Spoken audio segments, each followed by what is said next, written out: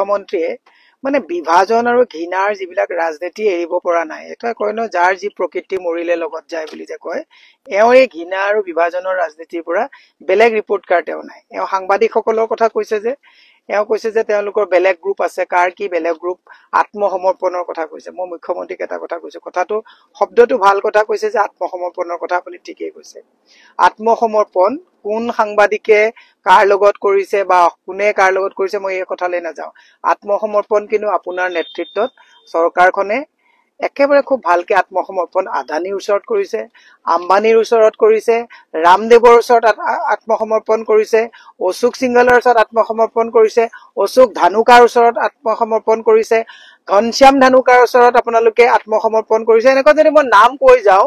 বহিৰাজ্যৰ বনিয়া আৰু অসমত থকা বনিয়াসকলৰ ওচৰত মাটি ভেটি সম্পত্তি সকলো দি আপুনি আত্মসমৰ্পণ কৰিছে। গতিকে আপোনালোকক মই এটা কথা কওঁ, আত্মসমৰ্পণ জুবিন গাৰ্গৰ ন্যায়ৰ ক্ষেত্ৰত যিটো আপুনি আত্মসমৰ্পণ কৰিছে, মই আপোনাক কলো, আপুনি বহুতে বাহ দিছিলে যে জুবিন গাৰ্গৰ ন্যায়ৰ ক্ষেত্ৰত খুব ধুনীয়াকে আপুনি ডেড বডি আনি মেলি একদম সৎকাৰ কৰালৈকে কৰিছে। গতিকে আপুনি কৈছে জুবিন আমাক ভোট ৰাইজে দিব, সেইকাৰণে আমি ধুনীয়াকে সৎকাৰ কৰিছো। পাহৰি গল আমাৰ ভাৰত ৰত্ন ভূপেন হাজৰিকা দেৱৰ মৃত্যুৰ সময়তো কিন্তু আমাৰ চৰকাৰ যেতিয়া আছিলে, সেইখিনি চৰকাৰৰ নৈতিক দায়িত্ব। চৰকাৰে যিখিনি প্ৰটকল কৰিব লাগে সেইটো হিমন্ত বিশ্ব শৰ্মা নহয়, XYZ ইজ বাউণ্ড, তেওঁলোকে কৰিব লাগিব। জুবিন গাৰ্গ কেনেকুৱা এজন মানুহৰ ক্ষেত্ৰত কৰিছে, গাফেলিটি কিমান কৰিছে আপুনি। কাৰ্গোত আনিছে, তাৰ পৰা স্পেচিয়েল ফ্লাইটত আনিছো বুলি কৈছে, কাৰ্গোত আপোনালোকে লৈ আহিছে সাধাৰণ এটা ডেড বডি লৈ অহা দি। টাৰ্চন মেট্ৰলক আমি কৈ ছচিয়েল মিডিয়াত যেতিয়া হাৰাশাস্তি কৰিলো তেতিয়া আকৌ সিদিনা আনিছে, হাল এৰি শিয়াল খেদিছে, পুঠিকলিহনাক জেলত পঠাইছে, ৰৌ বৰালী বিলাক এতিয়াও আপোনাৰ আত্মসমৰ্পণ ক'ত কৰিছে। আপুনি পত্নীৰ ওচৰত আত্মসমৰ্পণ কৰিছে, সকলোৱে কৈছে SIT লে মাতিলে নে নাই মই দেখা নাই, কিন্তু আপোনাৰ পত্নীক আপুনি এনেকে মাতিব পৰা নাই। আত্মসমৰ্পণ আপুনিহে কৰিছে।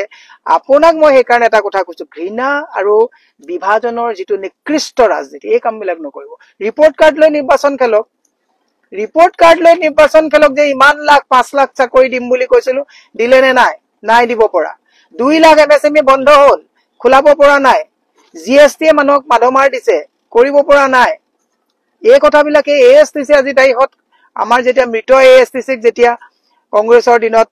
মানে জীৱিত কৰি তুলিছিলে, আপোনাৰ দিনত বন্ধ হল। সেৱা এফালৰ পৰা নিশকতীয়া অৱস্থা হলে গুচি গল। কলেজ বিলাকৰ অৱস্থা কি হৈছে, হস্পিটেলৰ বিল্ডিং বনিছে, মেডিচিন নাই। আত্মসমৰ্পণ আপুনি কৰিছে বনিয়াৰ ওচৰত। গতিকে এই মই মুখ্যমন্ত্ৰীক এটা কথা কলো, বিভাজন ঘৃণাৰ ৰাজনীতিৰে যুৱ প্ৰজন্মক যাতে আপোনালোকে বিপথে পৰিচালিত নকৰে, তাৰ কাৰণে মুখ্যমন্ত্ৰীক মই আহ্বান জনাইছো। এনেকুৱা আবুল তাবুল ফাল্টু কথা একচুৱেলি বেয়া লাগে। মুখ্যমন্ত্ৰীয়ে কি এইবিলাক কৈ ঘৃণাৰ কথাবিলাক কৈ আমাৰ ল'ৰা ছোৱালী বিলাকে চাই থাকে নহয়। মুখ্যমন্ত্ৰীয়ে এনেকুৱা এনি টাইম এনেকুৱা ঘৃণাৰ কথা কৈ থাকে নেকি? আত্মসমৰ্পণ কিয় মুছলমানৰ ওচৰত, মিয়াৰ ওচৰত আপুনি যিবিলাক কথা কৈ আছে, কোনে আত্মসমৰ্পণ কৰিছে? আপোনাৰ নিচিনা ভাবিছে নেকি এফালে বুলডোজাৰ লগাই ৰাতি বদৰৰ লগত বহি পেলাই কথা বতৰা পাতা? আত্মসমৰ্পণ আপুনিহে কৰিছে। আপুনিহে বেপাৰী মুখ্যমন্ত্ৰী হিচাপে তাত দিছপুৰত আত্মসমৰ্পণ কৰি এফালৰ পৰা 57,000 বিঘা জনগোষ্ঠীয় লোকৰ মাটি আপোনালোকে পানী দৰত বনিয়াসকলক দি দিছে। জুবিন ক্ষেত্ৰৰ কাষত 38 বিঘা মাটি নন ক্ৰেডেন্সিয়েল বুলি কৈ পেলাই আপোনালোকে এই গোটেই মাটি চাটি বিলাক অশোক সিংহলে শ্ৰেণী পৰিৱৰ্তন কৰি লৈছে। খাৰঘুলিত গ্ৰীণ বেল্টৰ মাটি আপোনালোকে শ্ৰেণী পৰিৱৰ্তন দি লৈছে। কাক কথা কয় আত্মসমৰ্পণৰ কথা? আত্মসমৰ্পণ আপুনি কৰিছে। অসমৰ ৰাইজক কৈছো, এওঁ যিটো মুছলমানৰ কথা কৈ পেলাই আগতে দাড়ি লুঙি টুপিৰ চৰকাৰ হব বুলি কৈ পেলাই এওঁলোকে ৰাম ঠগন আমাক দিলে, এইবাৰ এইবিলাক কথাত নাযাব। জুবিন গাৰ্গে কি কৈ গৈছে?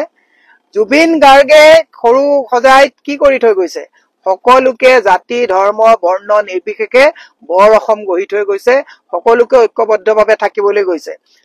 কৈছে। আৰু সেইটোৱে আমি নীতি লব লাগিব। মুখ্যমন্ত্ৰীয়ে এইবিলাক যে হিন্দু মুছলমানৰ ফুংফাং কথা, 65টাকে মানুহক পুছবেক কৰিব নোৱাৰিলে। ঘূৰাই আনি মৰিগাঁৱত SPয়ে কলে যে তোমালোকক যে ঘূৰাই আনিলো, তোমালোকে কাৰো আগত নকৰিবা, ভিতৰত সোমাই থকা। 65টা মানুহ খেদিব নোৱাৰে, আপুনি আত্মসমৰ্পণৰ কথা কবলৈ আছে। পুলিচ, মিলিটাৰী, প্ৰশাসন, DC, SP চব আপোনাৰ আত্মসমৰ্পণৰ কথা কৈছে। মাজে মাজে বেদখলৰ কথা কয়। কোনে আপোনাক হাক দিছে এইবিলাক কাম নকৰিবলৈ? মই মুখ্যমন্ত্ৰীক এটা কথা টানি অনুৰোধ জনাইছো, ফুংফাং কথা নকব। চাকৰি কিমান দিলে তাৰ হিচাপ দিয়ক। কম দামত বস্তু কিমান পাকঘৰত দিব পাৰিছে তাৰ হিচাপ দিয়ক। ফুংফাং কথা বাৰে প্ৰতি বিভাজন, আত্মসমৰ্পণ, হিন্দু মুছলমান। জুবিন গাৰ্গ ডাঙৰীয়া ঠিকেই কৈ গৈছিলে যে বিজেপিক ভোট নিদিব। একদম ভাল কথা কৈ গৈছিলে কাৰণ এনেকুৱা বিভাজনকামী এজন মুখ্যমন্ত্ৰী ফুং ফাং কথাবিলাক কথা কৈ পেলাই হিন্দু মুছলিম এইবিলাক কথা ক'বলৈ আহিছে কিয় বেলেগ হোৱাটছআপ নকলিব কাৰণ আপুনি প্ৰত্যেকটো বস্তু ট্ৰেকিঙত ৰাখো বুলি কৈছে 2 নম্বৰী মানুহে ট্ৰেক কৰি থাকে 2 নম্বৰী মানুহে লোকৰ মোবাইল শুনি থাকে 2 নম্বৰী মানুহে লোকৰ ৰেকৰ্ড মোবাইল ৰেকৰ্ড কৰি থাকে আপুনি 2 নম্বৰী মানুহ নেকি যে লোকৰ আপুনি হোৱাটছআপ সব ট্ৰেকিঙত ৰাখে হোৱাই সেইকাৰণে মানে এক্সট্ৰা হোৱাটছআপ খুলিবলৈ মানুহৰ বাধ্য হৈ গৈছে মানুহ আজিকালি হোৱাটছআপত কথা পাতিবলৈ লৈছে ফেচ টাইমত কথা পাতিবলৈ লৈছে কাৰণ তেনেকুৱা এজন যদি অনবৰত লোকৰ স্পাই কৰি থকা মুখ্যমন্ত্ৰী যদি দায়িত্বত থাকে তেন্তে বেলেগ হোৱাটছআপ গ্ৰুপ কিয় নুখুলিব মই মুখ্যমন্ত্ৰীক এটা কথা টানি অনুৰোধ কৰিছো মুখ্যমন্ত্ৰীৰ নিচিনা বিহেভ কৰক মুখ্যমন্ত্ৰীয়ে এইবিলাক 2 নম্বৰী আবুল তাবুল কথা কৈ নাথাকিব আমি বেয়া পাইছো কেইজন অসমত মুছলমান সাংবাদিকে অসম চলাই আছে অসমটো আপুনি চলাই আছে অসম অশোক সিংহলে চলাই আছে জয়ন্ত মল্লে চলাই আছে গিৰগাই কি কৰিলে গিৰগাই তদন্ত ক'ত গ'ল এই যে বুন্দাজানত জয়ন্ত মল্ল ঘৰলৈ যোৱা যে বুন্দাজানখন পিটি পেলাই যে আপোনালোকে ৰাস্তা বনাই দিলে চৰকাৰী পইচাৰে জয়ন্ত মল্ল ঘৰলৈ বুলডোজাৰ তাত কিয় নলগায় হিল হাকুত যে মানুহবিলাকৰ 1200 পৰিয়ালক যে উচ্ছেদ কৰিলে নাৰায়ণ ডেকাই যে মাটি লৈছে তাত উচ্ছেদ কিয় নহল জিনজাৰত কিয় নালাগিলে তাতে বদৰৰ দিনৰ মাটিত কিয় লগা নাই মানে কথাবিলাক ক'বলৈ গ'লে নিজৰ বিলাক একেবাৰে ৰামনাম বেলেগৰ হলে বুলডোজাৰ বেলেগৰ হলে মিয়া বেলেগৰ হলে আত্মসমৰ্পণ এইবিলাক কথা অসমৰ ৰাইজে বুজিছে নে নাই অতিপ্ত আত্মাৰ অশান্ত মনৰ এজন মানুহে এনি টাইম বিভাজন ঘৃণাৰ ৰাজনীতিৰে যদি দিছপুৰত যদি ৰাইজৰ টকাৰে মুখ্যমন্ত্ৰী পাহৰি নাযাব আপুনি যে গাড়ী চলাই আছে আপুনি যে চাৰ্টাৰ্ড ফ্লাইটত যায় আপুনি যে হেলিকপ্টাৰ লয় আপুনি যে আপোনাৰ পুলিচ বুলি কয় এই দৰমহা তেল পানী সব অসমৰ ৰাইজৰ গতিকে আপুনি অসমৰ ৰাইজৰ যদি ৰজা বুলি ভাবিছে ভুল ভাবিছে মোৰো 1 টকা চাগে আপোনাৰ তেলত সোমাই আছে কাৰণ আমিও দিও নহয় কৰকাতলৰ পইচা বা জিএসটিত আমিও দিও বস্তু কিনোতে গতিকে দম্ভালি মাৰা কথাবিলাক বন্ধ কৰি ঘৃণাৰ ৰাজনীতিৰ কথা বন্ধ কৰি মিয়াই দেশখন খাব বুলি কথা কৈ ভয়ভীতি কৰাই এই যে 450টা মাটি দালাল ধৰিছিলে নহয় গোটেই দালাল কিটা দেখোন আপোনাৰ লগতে আছে আপোনাৰ যে পৰিয়ালে যে ইমানবিলাক মাটি লৈছে মুছলমান দালাল কিটাক ধৰি পেলাই দালালৰ কথা কবলৈ গৈ গোটেই হিন্দু এই ফণী তালুকদাৰ নে কি নামটো মই ভালকে মনত নাই সেইবিলাকক লগত ভৰাই লৈছে এই অশোক সিংহলৰ নিচিনা মানুহক এই সাৰ্কুল অফিসত মাটিবিলাক ইফাল ইফাল কৰি লৈ পেলাই লগত ভৰাই লৈ পেলাই মুছলমান কিটাক ভয় খুৱাই পেলাই নিজে দালালি কৰিছে ডোন্ট ডু দ্যাট মুখ্যমন্ত্ৰী কৈছো সদায় সদায় ঘৃণাৰ কথাবিলাক শুনি থাকি আমাৰ ভাল নালাগে জুবিন গাৰ্গৰ ন্যায় কি হ'ব তাত মাথা মাৰক জুবিন গাৰ্গক কিয় হত্যা কৰা হ'ল সেই কথাটো মাতক জুবিন গাৰ্গৰ হত্যাৰ ষড়যন্ত্ৰৰ আঁৰত কোন আছে এই কথাবিলাক কথা পাতক সিংগাপুৰত কিয় এফআইআৰ দিবলৈ আসাম গভৰ্ণমেণ্ট পাৰ্টি হৈ নগল তাত কথা পাতক ফুংফাং কথা পাতি জুবিন গাৰ্গৰ কথাটো তল পেলাব বিচাৰিছে এইটো কিন্তু আমি কেতিয়াও মানি নলম সিংগাপুৰ কিয় নগলে আপোনালোক টাৰ্চেন মিট্টাল বাকি এইবিলাকক একে অতিথি অনাদি আনিছে আৰু ভিক্টৰ হতক তাত কুবাই কুবাই পিঠি ফালি জেলত ভৰাইছে এনএসএ লগাইছে অজয় ফুকন হতক তেতিয়া তাত এনএসএ লগাব বিচাৰিছিলে বেয়া নালাগে আপোনালোকৰ ন্যায় বিচৰা মানুহক জেলত ভৰাইছে আৰু পাখণ্ড যিকিটা হত্যা কৰিছে কাৰ প্লেনিঙৰ মতে বেছিকে আপুনি কথা কৈ থাকিলে আপোনাৰ নিজৰে ধৰা পৰিব যে কোনে নিলে কোনে মাৰিলে তাত গৈ আপোনালোকৰ যুৱ মৰ্চাত যে কোনটো মানুহে জোনালীৰ পৰা জুবিন গাৰ্গক লৈ গৈছিলে আপোনাৰ ঘৰলৈ এইবিলাক মানুহক নামাতে কিয়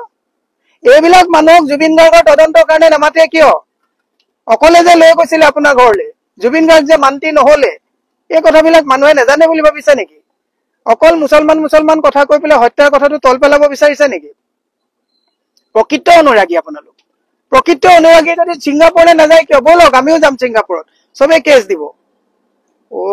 হালেনি খিয়াল খেদি মিয়া মিয়া মিয়া মিয়া কৈ পেলাই অসমখন ৰখাতলে নিয়াব বিচাৰিছে আদানী আহি পেলাই গোটেই মাটি বাৰী সোপা গোটেই লৈ লৈছে বেয়াকে নকওঁ বুলি ভাবো ঘৰত কাজিয়া লগা অভ্যাস নাই কিন্তু আপুনি যেনেকে মানুহক উত্তেজিত কৰি থাকে ন আপোনাক ধৰিব হ'ল চৰকাৰ আপুনি জনপ্ৰতিনিধিয়ে অসমৰ মুৰব্বী আপুনি মানে জনপ্ৰতিনিধি ৰাইজে পঠাইছে ৰাইজৰ পইচাৰে আপোনাক লাখ বিলাক আৰু আপুনি গোটেই বিলাক দিছে এতিয়া যে উমা চেত্ৰী আহিল যে উমা চেত্ৰী আহোঁতে পাহৰিলে আমি যেতিয়া ছচিয়েল মিডিয়াত গোটেই বিলাকে একেবাৰে বিচাৰে বহলে ডাকাতি দেখিলো এতিয়া কেবিনেটত ডিচিছন দি পেলাই 25 লাখ টকা দিবলৈ সময় পালে উমা চেত্ৰীক তাত যাবলৈ এতিয়া নন্দিতা গাৰ্লুচা আমাৰ ছচিয়েল মিডিয়াত তাৰণাত পৰি পেলাই তাত যাবলৈ বাধ্য হ'ল কিয় এয়াৰপৰ্টত মানুহ যাব নোৱাৰিলে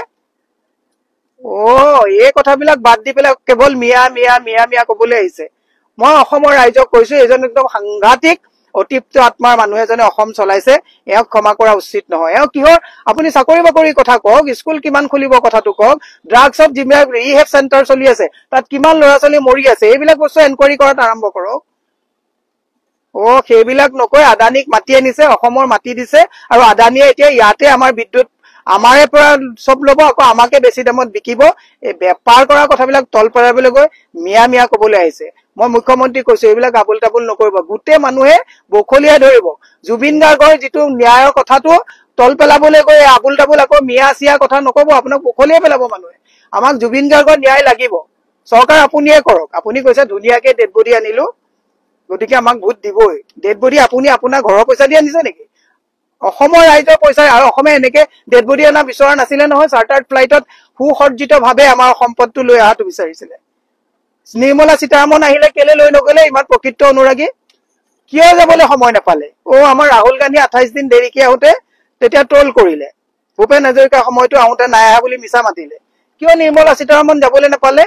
বেপাৰী হুপক মাতি আনিছে ইয়াত গোটেই অসমখন বেপাৰ কৰিছে মুখ্যমন্ত্ৰীক কৈছো এই ঘৃণাৰ ৰাজনীতি কৰা বন্ধ কৰক অসমৰ ঠিকাদাৰ আপুনি নহয় অসমত সকলো আমাৰ ল'ৰা ছোৱালী ভৱিষ্যতৰ কাৰণে আমি মাত মাতিব লাগিব এনেকুৱা ঘৃণাৰ ৰাজনীতিৰ মাজত আমাৰ ল'ৰা ছোৱালী ভৱিষ্যত আমি থৈ যাব নোৱাৰো সেইকাৰণে মুখ্যমন্ত্ৰীক আৰু দীঘলীয়া নকৰো মুখ্যমন্ত্ৰীক কৈছো ঘৃণাৰ কথাবিলাক আৰু কোৱা বন্ধ কৰক নিজৰ ল'ৰা ছোৱালীক বাহিৰত ৰাখিব আমাৰ ল'ৰা ছোৱালীক ইয়াতে ৰাখিব লাগিব নহয় আমি হাতীগাঁৱৰ মাজেদি যাব লাগিব আকৌ হাতীগাঁৱৰ মানুহ আমাৰ ঘোঁৰামাৰাৰ মাজেদি যাব লাগিব সকলোৰে মাজত মিলা প্ৰীতি লাগিব পুংফাং কথাবিলাক কৈ পেলাই মানুহক মানে উত্তেজিত কৰে ডোন্ট ডু ডেট মুখ্যমন্ত্ৰীক কৈছো আপোনাক উভতি ধৰিব হৈ গ'ল ৰজা নহয় নহয় আপুনি মানুহে ভোট দি তাত পঠাইছে আমাৰ কৰকাতলৰ পইচাৰে আপোনাক দাৰ দৰমহা দি ৰখা হৈছে আপুনি ৰজা নহয় নহয় behave like a chief minister not like a king মুখ্যমন্ত্ৰী হিমন্ত বিশ্ব শৰ্মা ডাঙৰীয়ে কালি খানাপাৰাত নিযুক্তি পত্ৰ প্ৰদান কৰিলে ঠিকে আছে এইখিনিতে যেহেতু বিজেপি চৰকাৰখনে হৈছে প্ৰচাৰমুখী চৰকাৰ তেওঁলোকে কেৱল প্ৰচাৰতে সীমাবদ্ধ থাকে এক প্ৰকাৰ ক'বলৈ গ'লে বিজ্ঞাপনৰ ওপৰতে বিজেপি চৰকাৰখনে উশাহ নিশাহ লৈ আছে কাৰণ ভাৰতৰ প্ৰধানমন্ত্ৰী গৰাকীয়ে নিজ মাতৃক এটিএমৰ বাহিৰত লাইনত থিয় কৰাই ৰাখে তো এইখন চৰকাৰৰ পৰা মানুহে কি আশা কৰিব কাৰণ এইখন চৰকাৰ হৈছে মাৰ্কেটিং কেৱল মাৰ্কেটিঙৰ ওপৰত নিৰ্ভৰ কৰে আৰু ভুৱা প্ৰচাৰ তাৰ বাহিৰে এইখন চৰকাৰৰ পৰা একো আশা কৰিব নোৱাৰে যেহেতু মুখ্যমন্ত্ৰী হিমন্ত বিশ্ব শৰ্মা ডাঙৰীয়ে কালি যি ধৰণে নিযুক্তি পত্ৰ বিতৰণ কৰিলে এনেকুৱা তেওঁ দেখুৱালে যে স্বাধীনতাৰ পিছত কেৱল তেওঁহে প্ৰথমজন মুখ্যমন্ত্ৰী যোনে নিযুক্তি পত্ৰ প্ৰদান কৰিলে আজিলৈকে যেন কোনোৱে নিযুক্তি পত্ৰ চৰকাৰী নিযুক্তি পত্ৰ প্ৰদান কৰা নাই চৰকাৰী নিযুক্তিকৰণ কৰা নাই তেওঁ এনেকুৱা ধৰণৰ এটা নিজকে প্ৰচাৰ কৰিলে ক'বলৈ গ'লে নিজৰ ক্ষমতাৰ প্ৰচাৰ আৰু চৰকাৰখন বৰ্তাই ৰাখিবৰ কাৰণে সাবিছৰ কাৰণে এটা কৌশল এতিয়া সাবিছৰ বৈতৰণি পাৰ কৰিবৰ কাৰণে বিজেপি চৰকাৰখনৰ এটাই অস্ত্ৰ আছে সেইটো হৈছে নিৰ্বাচন সেইটো হৈছে প্ৰচাৰ বিজ্ঞাপন আৰু মাৰ্কেটিং এইখিনিলৈকে ঠিকে আছে এটা কথা অসমৰ ৰাইজে বুজি পোৱা নাই যে নিযুক্তি পত্ৰ যে দিলে খানাপাৰাত যে ডাঙৰ পেণ্ডেল দিলে সেই পেণ্ডেলত বা কিমান খৰচ হৈছে বাৰু সেইখিনিলে নাযাওঁ কিন্তু এইটো জানিব বিচাৰিছো যে নিযুক্তি পত্ৰটো ডাক যোগে বা অনলাইনো দিব পাৰিলেহেঁতেন নিযুক্তি পত্ৰখন কোনোবা এজন ব্যক্তি বা যুৱতীয়ে যেতিয়া ল'বলৈ আহিব গুৱাহাটীলৈ তেতিয়া অহা যোৱা খৰচ সেই ব্যক্তিজনৰ লগত আৰু দুজন ব্যক্তি আহক তেওঁলোকৰ অহা যোৱা খৰচ থকাৰ খৰচ এইখন চৰকাৰে জানো বহন কৰে কাৰণ চৰকাৰী চাকৰি দিয়াটো চৰকাৰৰ কৰ্তব্য হয় তেওঁলোকে দিবই লাগিব কিন্তু এই চৰকাৰী চাকৰি দিয়াৰ নামত নিযুক্তি দিয়াৰ নামত এনেদৰে ৰাইজক কিয় হাৰাশাস্তি কৰে এইখন চৰকাৰে কেৱল প্ৰচাৰ প্ৰচাৰ আৰু প্ৰচাৰ তাৰ বাহিৰে এইখন চৰকাৰৰ আৰু একো নাই এতিয়া যেহেতু কালি খানাপাৰাত নিযুক্তি পত্ৰ প্ৰদান কৰিলে কিন্তু নিযুক্তি পত্ৰ প্ৰদান কৰিয়ে সংবাদ মাধ্যমত মুখ্যমন্ত্ৰী হিমন্ত বিশ্ব শৰ্মা ডাঙৰীয়াই প্ৰয়াত তথা প্ৰাক্তন মুখ্যমন্ত্ৰী তৰুণ গগৈ দেৱক লৈ কিছু তৰল মন্তব্য কৰিছে মুখ্যমন্ত্ৰী হিমন্ত বিশ্ব শৰ্মা ডাঙৰীয়াই প্ৰাক্তন তথা প্ৰয়াত মুখ্যমন্ত্ৰী তৰুণ গগৈ দেৱক লৈ তেখেতে কৈছিলে যে কংগ্ৰেছৰ দিনত হেনো মুখ্যমন্ত্ৰী হিমন্ত বিশ্ব শৰ্মা ডাঙৰীয়া শিক্ষামন্ত্ৰী হৈ থকাৰ সময়ত মোক কয়লা ধৰালৈ মাতি আনি মুখ্যমন্ত্ৰী তেতিয়াৰ মানে তৰুণ গগৈ ডাঙৰীয়া হেনো নিযুক্তি বন্ধ কৰিবলৈ দিছিল কিয়নো দিল্লীৰ পৰা মাদানী আহি নিকা নিযুক্তিত আপত্তি কৰিছিল যদি প্ৰয়াত মুখ্যমন্ত্ৰী তৰুণ গগৈ দেৱে আপোনাক যদি বাধা দিছিল তেনেহলে আপুনি কিয় তেতিয়া পদত্যাগ নকৰিলে ৰাইজৰ স্বাৰ্থত যুৱক যুৱতীৰ স্বাৰ্থত আপুনি কিয় পদত্যাগ নকৰিলে আপুনি দেখোন ভৰি ধৰি চৰণ চুই দেখোন আপুনি ভৰি চেলেকি আছিলে কিহৰ কাৰণে আপুনি ভৰি চেলেকি আছিলে সেইটো টাইমত আপুনি যদি ইমানেই সৎ ব্যক্তি হয় তেন্তে আপুনি তেতিয়া কিয় মন্ত্ৰিত্ব ত্যাগ নকৰিলে আপোনাৰ কি লোভ আছিলে নেকি নে যদি লোভ নাছিলে কিয় মন্ত্ৰিত্ব ত্যাগ নকৰিলে আপুনি যদি ইমানে পবিত্ৰ ইমানে যদি দুৰ্নীতি পৰায়ণ এজন ব্যক্তি হয় আৰু আপুনি লগতে কি কৈছে যে মাদানী আহি নিকা নিযুক্তিত আপত্তি কৰিছিলে কাৰণে তৰুণ গগৈদেৱে আপোনাক নিযুক্তিত বাধা দিছিলে তেনেহলে আপুনি কিয় তেন্তে পদত্যাগ নকৰিলে মাদানীৰ আশীৰ্বাদ আপোনাকো দৰকাৰ হৈছিলে নেকি মাদানীৰ আশীৰ্বাদ ৰাজনৈতিক আপোনাৰ যিখন গাড়ী সেই গাড়ীখন চলাবৰ কাৰণে মাদানীৰ আশীৰ্বাদ আপোনাৰ দৰকাৰ হৈছিলে নেকি যাৰ কাৰণে আপুনি এইবিলাক দেখি শুনিও আপুনি চকুমুদা কুলিৰ ৰূপত আছিলে কিয় এইবোৰ অন্যায় তেন্তে চাই আছিলে কিয় আপুনি মাত নামাতিলে কিহৰ কাৰণে আপোনাৰ সৎ সাহস নোলালে এতিয়া যে আপুনি কৈছে যিগৰাকী প্ৰাক্তন প্ৰয়াত মুখ্যমন্ত্ৰী তৰুণ গগৈদেৱ কায়িকভাৱে আমাৰ মাজত নাই সেই ব্যক্তিগৰাকীক আপুনি বাৰে বাৰে টানি আনি পেলাই এনেদৰে অপমান কিয় কৰিছে আপোনাৰ পৰা কি আশা কৰিব পাৰি আপুনি নিজৰ পিতৃকে কৈছিলে যে মোৰ দেউতাই পাপ কৰিছিলে মোৰ দেউতাই পাপ কৰাৰ কাৰণে কৰ্কট ৰোগত আক্ৰান্ত হৈছিলে এয়া হৈছে আপোনাৰ বক্তব্য আপুনি কৈছিলে সংবাদ মাধ্যমত যে মোৰ দেউতাই পাপ কাম কৰাৰ কাৰণে কৰ্কট ৰোগত আক্ৰান্ত হৈছিলে যোনে নিজৰ পিতৃকে এনেদৰে সমজকে ক'ব পাৰে পাপ কাম কৰিছিলে বুলি পাপ কাম কৰাৰ বাবে কৰ্কট ৰোগত আক্ৰান্ত হৈছিলে বুলি তেনেহলে প্ৰয়াত মুখ্যমন্ত্ৰী তৰুণ গগৈদেৱক এনেদৰে মিছা অপবাদ যে নিদিব এই মুখ্যমন্ত্ৰী হিমন্ত বিশ্ব শৰ্মা ডাঙৰীয়া তাৰ কি মানে আছে কাৰণ মুখ্যমন্ত্ৰী ডাঙৰীয়া ৰাতিপুৱা শুই উঠাৰ পৰা ৰাতি শুৱালৈকে মিছাতে চলে তেওঁ মিছাৰ বাহিৰে অন্য একো দেখা নাপায় মুখ্যমন্ত্ৰী ডাঙৰীয়াৰ লগতে মই এটা ভিডিঅ' দেখাব বিচাৰিছো তাত মুখ্যমন্ত্ৰী হিমন্ত বিশ্ব শৰ্মা ডাঙৰীয়াই আপোনালোক ৰাইজে নিজে বিচাৰ কৰিব মুখ্যমন্ত্ৰী ডাঙৰীয়া কিমান সঁচা কিমান মিছা কিমান এজন সৎ ব্যক্তি হয় কাৰণ মুখ্যমন্ত্ৰী হিমন্ত বিশ্ব শৰ্মা ডাঙৰীয়াই তৰুণ গগৈ প্ৰয়াত প্ৰাক্তন মুখ্যমন্ত্ৰী তৰুণ গগৈ দেৱক লৈ কি মন্তব্য কৰিছিলে আৰু এটা মন্তব্য কৰিছিলে বহুদিনৰ আগতে যে তৰুণ গগৈ ডাঙৰীয়া আকাশ সমান অৱদান তাক অসমৰ ইতিহাসতো তাক অসমৰ ইতিহাসে সময়ে সময়ে মনত পেলাব মই নিশ্চিত যে সঠিক আৰু শুদ্ধভাৱে মূল্যাংকন কৰিব 2001 চনৰ আগৰ অসম আৰু 2001 চনৰ পিছৰ অসম যিখন প্ৰাণ চঞ্চলা অসম জীৱন্ত অসম প্ৰাণবন্ত অসম সেইখন অসমৰ ৰূপকাৰ খনিকৰ হিচাপে তৰুণ গগৈ ডাঙৰীয়াক অসমৰ ইতিহাসে সদায় মূল্যাংকন কৰিব এতিয়া মুখ্যমন্ত্ৰী হিমন্ত বিশ্ব শৰ্মা ডাঙৰীয়াই বহু বছৰ আগতে প্ৰয়াত প্ৰাক্তন মুখ্যমন্ত্ৰী তৰুণ গগৈ দেৱক লৈ কৈছিলে যে মুখ্যমন্ত্ৰী তেওঁ কৈছিলে যে যিখন প্ৰাণ চঞ্চলা অসম জীৱন্ত অসম প্ৰাণবন্ত অসম সেইখন অসমৰ ৰূপকাৰ খনিকৰ বুলি কৈছিলে তৰুণ গগৈ দেৱক সেই খনিকৰ বুলি কোৱাৰ পিছত মুখ্যমন্ত্ৰী ডাঙৰীয়াই আকৌ কালি ক'লে যে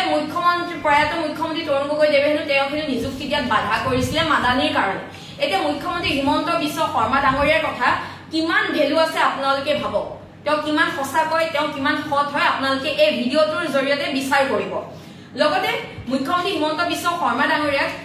এষাৰে ক'ব বিচাৰিছো তেওঁৰ নামটো মানে বিষাক্ত শৰ্মা ৰখাই ভাল কাৰণ তেওঁ মুখ খুলিলে বিষ ওলায় তাৰ বাহিৰে অন্য একো নহয় আৰু লগতে মুখ্যমন্ত্ৰী ডাঙৰীয়াৰ ক্ষেত্ৰত এইষাৰ বাণী খুব মিলে যে পাণ্ডৱৰ চাউল খাই কৌৰৱৰ গুণ গায় মুখ্যমন্ত্ৰী ডাঙৰীয়া তেনেকৈ পাণ্ডৱৰ চাউল খাই কৌৰৱৰ গুণ গায় তাৰ বাহিৰে অন্য একো নহয় আৰু ৰাইজক অনুৰোধ থাকিলে যে এই ভিডিঅ'টো চাওক মুখ্যমন্ত্ৰী হিমন্ত বিশ্ব শৰ্মা ডাঙৰীয়াই কালি যি ধৰণে প্ৰয়াত প্ৰাক্তন মুখ্যমন্ত্ৰী তৰুণ গগৈ দেৱক লৈ কৈছিল যে নিযুক্তিত হেনো তৰুণ গগৈ দেৱে বাধা প্ৰদান কৰিছিলে তাৰ পিছত আকৌ বহু বছৰ আগত কৈছিলে যে ৰূপকৰ খনিকাৰ বুলি কৈছিলে তৰুণ গগৈ দেৱক অসম নিৰ্মাণৰ তো আপোনালোকে বিচাৰ কৰক যে মুখ্যমন্ত্ৰী হিমন্ত বিশ্ব শৰ্মা ডাঙৰীয়া কিমান সঁচা কিমান মিছা কিমান সঁচা কথা কয় কিমান মিছা কথা কয় কিমান সৎ ব্যক্তি লিখিতভাৱে আয়োগৰ ওচৰত ন্যায়িক আয়োগৰ ওচৰত আমাৰ যিখিনি ক'ব লগা কথাখিনি কৈছোঁ আৰু এইটো সত্য যে এই গোটেই তথ্য সহকাৰে প্ৰমাণ দিব পৰা ব্যক্তি সেইসকল যিসকল সেই সময়ত উপস্থিত আছিল বা গোটেই এই পৰিক্ৰমাটোৰ লগত জুবিন গাৰ্গ ডাঙৰীয়াৰ মৃত্যু বা মুখ্যমন্ত্ৰীৰ ভাষাত হত্যাৰ এই গোটেই প্ৰক্ৰিয়াটোৰ লগত জড়িত হৈ থকা পটভূমি আৰু সেই সময়ত সংঘটিত হোৱা ঘটনাৰ সময়ত উপস্থিতি মানুহৰ তেওঁলোকেহে সকলো তথ্য পাতিৰ যোগান ধৰিব পাৰিব কিন্তু মূল কথাটো হ'ল SIT যেতিয়া চলি আছে আমি বহু কথা ৰাজহুৱাকৈ আমি দেখি আছোঁ বহু বক্তব্য যিবোৰ কথা মুখ্যমন্ত্ৰীয়ে ক'ব নালাগে সেইবোৰো কৈ আছে তাৰ মাজত আমি যিবোৰ ন্যায়িক লেকুনা দেখিছোঁ য'ত ফাঁক আছে যিবোৰ বিভিন্ন ধৰণে ফৰেনচিক ৰিপৰ্ট যেনেকৈ ল'ব লাগে তাৰ কাৰণে যিবোৰ চেম্পুল ল'ব লাগে যিবোৰ কথা বিভিন্ন সেই সময়ত উপস্থিত থকা বিভিন্ন মানুহে কৈছে যে জুবিন গাৰ্গ ডাঙৰীয়াৰ নশ্বৰ দেহৰ ওঠ কলা হোৱা ভৰিৰ আঙুলি নীলাৰ বৰণ ধৰা এইবোৰৰ লগত আমি সময়ে সময়ে বহু কথা কৈ গৈছোঁ, এতিয়াও সেইবোৰ কথা উল্লেখ কৰিছোঁ যে নীলা হ'লে কি হ'ব পাৰে, কি চেম্পুল আচলতে লোৱাৰ প্ৰয়োজনীয়তা আছিল, বা এটা এনেকুৱা ঘটনা সংঘটিত হ'লে ফৰেনচিক ডিপাৰ্টমেণ্টৰ তেওঁলোকৰ এটা ৰেগুলাৰ চিডিউল থাকে, এইবোৰ বস্তু ল'ব লাগে। আৰু এই যিসকল তাত আজিও সেই সময়ত উপস্থিত থকা এজন মানুহ ইয়ালৈ অসমলৈ অহা নাই, 16গৰাকী মানুহৰ এগৰাকী আজিলৈকে নহা তালিকা এখন আছিল, এগৰাকী মানুহ আজিলৈকে অহা নাই, কিয় অহা নাই? আৰু যিসকল আহিলে তেওঁলোকক তাৎক্ষণিকভাৱে ঘূৰি যাবলৈ কিয় দিয়া হ'ল? এই কথা বতৰাবোৰ আছে। আৰু যিবোৰ কথা আচলতে প্ৰিভিয়াছ চেংচন ল'ব লাগে, কাৰণ ছিংগাপুৰ চৰকাৰৰ লগত কেন্দ্ৰীয় চৰকাৰৰ এখন এনেকুৱা ধৰণৰ ঘটনা আইনী যেতিয়া জটিলতা আহে বা এনেকুৱা ধৰণৰ অপৰাধজনিত ঘটনা সংঘটিত হয়, দুইখন চৰকাৰৰ লগত আমাৰ এখন সহযোগিতা চুক্তি আছে, তাৰ ভিত্তিত গোটেই কামবোৰ হৈছে নাই হোৱা। আমাৰ আয়োগৰাকীয়ে তালৈ কিয় যাওঁতে দেৰি কৰিছে, এই গোটেই কথা বতৰা। আয়োগৰাকী আজিলৈকে কিয় যোৱা নাই? মুন্না প্ৰসাদ গুপ্তাক কাইলৈ কোৰ্টে যেতিয়া সাক্ষীৰ তেওঁলোকৰ উপস্থিতি বিচাৰিব বা সাক্ষ্য বিচাৰিব, আয়োগগৰাকীৰ পৰাহে বিচাৰিব। গতিকে এইবোৰ যে যোৱা নাই, এনেকুৱা ধৰণৰ যিবোৰ কথা হয়তো কাইলৈ পৰহিলৈ ক'ব পাৰে যে দেৰিকৈ যাব, কিন্তু প্ৰথম দায়িত্ব আছিল আয়োগগৰাকী তালৈ যোৱাৰ। এনেকুৱা ধৰণৰ যিবোৰ আমি ন্যায়িকভাৱে যিবোৰ লেকুনা দেখিছোঁ, যিবোৰ আমাৰ মনলৈ প্ৰশ্ন উত্থাপন হৈছে, যিবোৰ কথা আমি বহুবাৰ ৰাজহুৱাভাৱে কৈছোঁ, সেইবোৰ বিষয়ে আমি সন্নিৱিষ্ট কৰিছোঁ। মই ভাবোঁ যে যেতিয়া আয়োগে আমাক মাতিব, তেতিয়া আমি আমাৰ মনৰ কথাবোৰ আৰু ক'ম, আৰু আমিও সেই বিষয়বোৰ আৰু পৰৱৰ্তী দিনসমূহতো আৰু যদি তেনেকুৱা ধৰণৰ বিষয় থাকে, সেইবোৰো আমি কমিশ্যনৰ আগত আয়োগৰ ওচৰত আমি ক'বলৈ পৰৱৰ্তী দিনত আমি চিন্তা চৰ্চা কৰিছোঁ।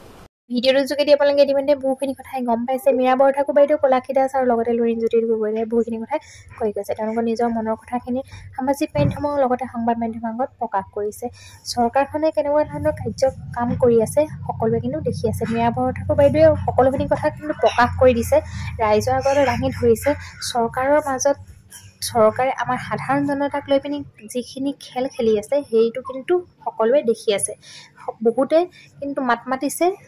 সামাজিক মাধ্যমৰ আগত, কিছু লোকে কিন্তু মনে মনে আছে। সেইবুলি আপোনালোকে নাভাবিব যে তেওঁলোকে দেখিও নেদেখা হৈ আছে, সকলোখিনি দেখি আছে, চাই আছে। জুবিন দাৰ ন্যায় হকে, আনফালে জুবিন দাৰ ন্যায় হকে সকলোৰে আশাৰে বাট চাই আছে। জুবিন দাৰ অনুৰাগীসকলে আশাৰে ৰৈ আছে জুবিন দা সোনকালে ন্যায় পাওক। কিন্তু চৰকাৰে এফালে ভোটৰ আশাত কি কৰি আছে আৰু আনফালে ন্যায়ৰ বাবে বাট চাই আছে আশাৰে জুবিন দাৰ অনুৰাগীসকলে। সোনকালে জুবিন দাই ন্যায় পাওক, ৰাজ্যখন ভাল পৰিস্থিতি হওক, সকলোৱে অকল সেইটোৱে বিচাৰি আছে। যদি ভিডিঅ'টো গুৰুত্বপূৰ্ণ বুলি ভাবিলে ভিডিঅ'টো সকলোৰে মাজলৈ আগবঢ়াব, লাইক এটা কৰিব, আপোনালোকৰ মতামত কমেণ্টৰ যোগে জনাব।